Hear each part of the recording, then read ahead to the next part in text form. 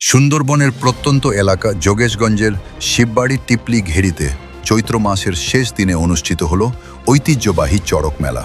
প্রায় ৫৯ বছর ধরে এই অঞ্চলে বর্ষি চড়কের পরম্পরা চলে আসছে, আর এবছরও তার কোনো ব্যতিক্রম ঘটেনি। স্থানীয়দের উদ্যোগে আয়োজিত এই চড়ক পুজো ও মেলাকে কেন্দ্র করে এলাকায় উৎসবের আমেজ তৈরি হয়। একদিকে বহু বছরের চিরাচরিত বর্ষি চড়কের ঐতিহ্য, অন্যদিকে ছোটদের আনন্দের জন্য নাগরদোলা সহ বিভিন্ন বিনোদনের ব্যবস্থা রাখা হয়েছে।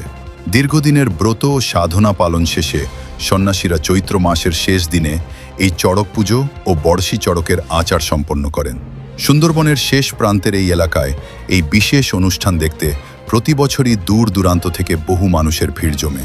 ঐতিহ্য, ভক্তি ও গ্রামীণ সংস্কৃতির মিলন মেলায় মুখর হয়ে ওঠে যোগেশগঞ্জ শিববাড়ি চড়ক মেলা। বিভিন্ন রকম আপডেট পেতে রেডিও সুন্দরবন ৯১.২ FM পেজটি ফলো করুন ও ইউটিউব চ্যানেলটি সাবস্ক্রাইব করুন। যোগেশগঞ্জ টিবলিঘেরি যে মেলা, ঐতিহ্যবাহী মেলা, এই মেলা ৫৯ বছর ধরে মেলা দীর্ঘস্থায়ী এবং ধর্ম বর্ণ নির্বিশেষে হিন্দু মুসলমান সব একাকার হয়ে আমরা এই মেলা উদযাপন করি। এই মেলা সবাইকে নিয়ে আমরা করি এবং আমরা খুব সুন্দরভাবে সুষ্ঠুভাবে পরিচালনা করি এটা, এবং মেডিকেল পরিষেবা এবং আমার নাম মুক্তার গাজী।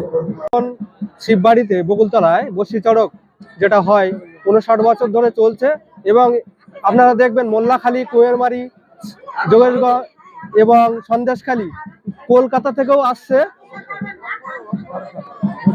বসিরহাট, তারপর বারাসাত, শিয়ালদা থেকেও এসছে। সন্ধ্যেবেলায় আমাদের বর্ষি চড়ক আছে, প্রচুর লোকজনের ঢল নেমেছে। আশা করি সবাই আসবেন। আমাদের প্রত্যন্ত সুন্দরবন অঞ্চলের এই বর্ষি চড়কটা আনন্দ উপভোগ না করলে বুঝতেই পারবেন না গ্রাম অঞ্চলে কিরকম। তলা বলে সম্ভবত। কি দেখতে এলেন এখন এখানে?